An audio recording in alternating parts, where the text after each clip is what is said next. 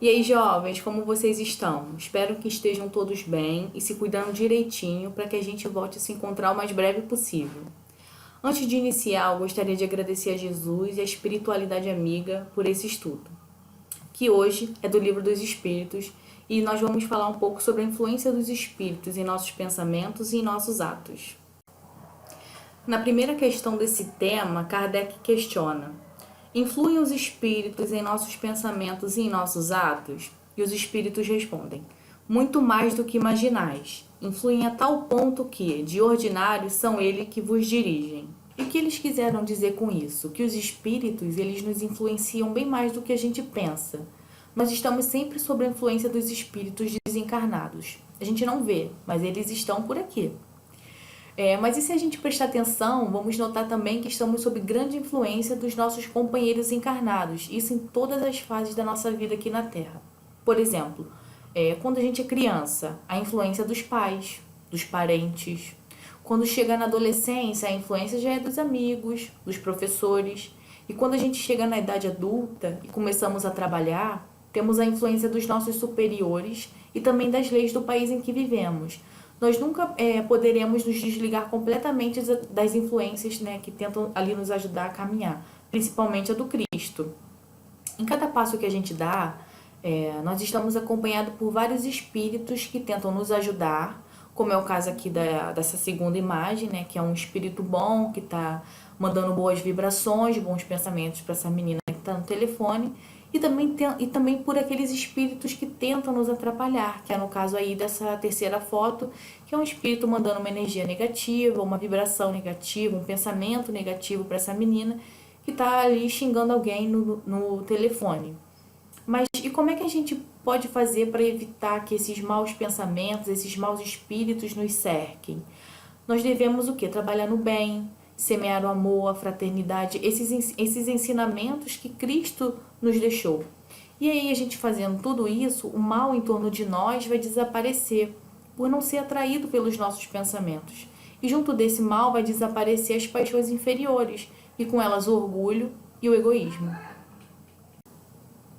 Voltando às perguntas, Kardec questiona: de par com os pensamentos que nos são próprios, outros haverá que nos sejam sugeridos? E os espíritos respondem: vossa alma é um espírito que pensa, não ignorais que, frequentemente, muitos pensamentos vos acordem a um tempo sobre o mesmo assunto, não raro, contrários uns aos outros. Pois bem, no conjunto deles estão sempre de mistura os vossos com os nossos. Daí a incerteza de que vos vedes, é que tendes em vós duas ideias a se combaterem. Como distinguimos se um pensamento sugerido procede de um bom espírito ou de um mau espírito? Estudai o caso. Os bons espíritos só para o bem aconselho. Compete-vos discernir. Então, junto com os nossos próprios pensamentos, vêm outros pensamentos que nos são sugeridos pela espiritualidade. A nossa mente, ela não capta apenas os nossos próprios pensamentos e nem apenas os pensamentos sugeridos. Na realidade, ela capta ambos, os dois pensamentos, tanto os emitidos por nós mesmos, porque somos espíritos pensantes, como também capta os pensamentos sugeridos pela espiritualidade. E não apenas a espiritualidade desencarnada, mas também pelos encarnados, pois pensamento é sintonia, e existe aí a possibilidade da gente poder captar o pensamento dos nossos companheiros encarnados, principalmente quando a gente conversa com eles. Mas como é que a gente consegue perceber essa diferença de pensamento? Qual é o meu? Qual que foi sugerido? Para isso, nós precisamos nos conhecer. Conhecer o nosso interior. Por exemplo, quando vem aqui na nossa mente uma ideia diferente daquilo que a gente costuma pensar. Se nós temos o nosso próprio conhecimento, vamos saber que esse pensamento não é nosso, e sim sugerido pela espiritualidade. Mas se não tivermos esse conhecimento, essa análise de nós mesmos, nós não vamos conseguir diferenciar se o pensamento é nosso ou se foi sugerido. E às vezes pode ser até uma coisa de rotina, assim, como por exemplo aqui na imagem do lado. Você está aí super distraído, andando na rua, pensando em tudo, pensando em nada, e não percebe que está ali uma pedra. A gente vai falar dele mais pra frente, mas esse aí no caso é o seu amigo espiritual, o seu anjo da guarda. E ele tá ali te mandando um pensamento, ó, cuidado, tem uma pedra aí na frente. Aí você rapidamente olha e fala, ih, ó, ainda bem que eu tô ligado. Desviei da pedra. Tá ligado nada, né, amigo? O teu amigo espiritual que te livrou dessa, senão você tava caído no chão. Só que na real, né, o mais importante não é saber a origem, e sim o conteúdo daquele pensamento. Por exemplo, se for um pensamento negativo, nós devemos afastar ele, não importa se é nosso ou se foi sugerido pela espiritualidade. Quando vierem na nossa mente esses pensamentos ruins, nós devemos fazer uma prece, mas não uma prece para expulsar esses espíritos que nos estão emitindo esse pensamento, mas sim uma prece por eles, pedir naquele momento que Deus possa auxiliá-los no caminho do bem. E esses espíritos, né, que podem ser até nossos obsessores, pode ser até coisas de vidas passadas, ao perceberem e sentirem a nossa atitude, acabam sendo tocados e com isso conseguem ser amparados nesse processo de transformação. E, se o pensamento for bom e construtivo, nós devemos acolher ele em nossos corações, não importando se ele é nosso ou se ele foi sugerido. Devemos abraçar e adicionar ele em nossas vidas. Voltando às questões, Kardec questiona: há espíritos que se liguem particularmente ao indivíduo para protegê-lo? Ao irmão espiritual, o que chamais o bom espírito ou o bom gênio? O que se deve entender por anjo da guarda ou anjo guardião? O espírito protetor, pertencente a uma ordem elevada.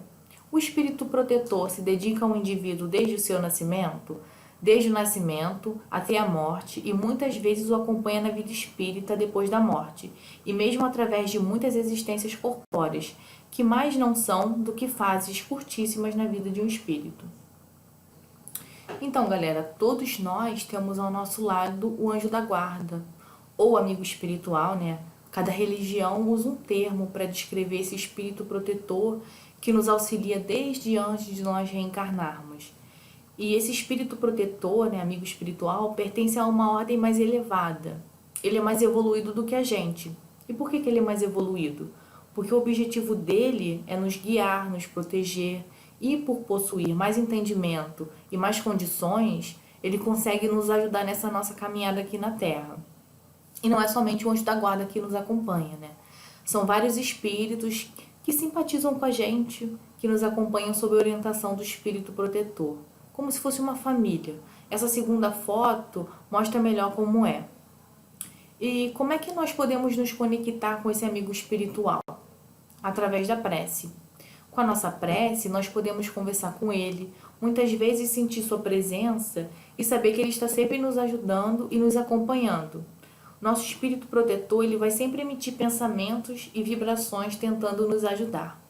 Um bom exemplo é: sexta-feira, 11 horas da noite, você está pronta e plena para sair de casa e pro rolê com os amigos. Aí vem assim do nada na sua cabeça, né? Será que eu devo ir? Amanhã é sábado, preciso estar na casa do caminho de manhã. Será que eu vou conseguir acordar? Cara, esse é o nosso amigo espiritual nos intuindo. Ele tá assim, amada. Como é que é? Você tem suas obrigações amanhã de manhã e tá pensando em sair uma hora dessa? A gente escuta? Muitas vezes não, né? E aí a gente sai, a gente não consegue acordar cedo, não vai na casa do caminho. Quem nunca? Mas esse exemplo que eu dei agora, ele assim, a gente não deve fazer, mas ele foi tranquilo. Mas poderia ser uma coisa mais séria.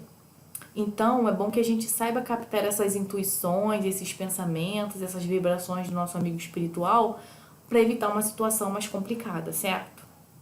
Então, como agora a gente já sabe, né, que nós temos aqui um espírito protetor que nos ajuda desde antes da gente reencarnar, vamos nos conectar com ele, né? Vamos elevar o nosso pensamento, vamos buscar o seu amparo, o seu auxílio, para que a cada dia a gente possa estar mais próximo dele.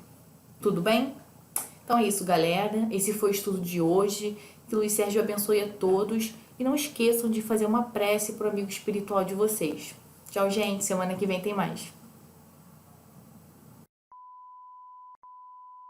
Nossos amigos espirituais sempre nos trazem as lições de paz, saudade, incentivo e muito mais. Saudade coral.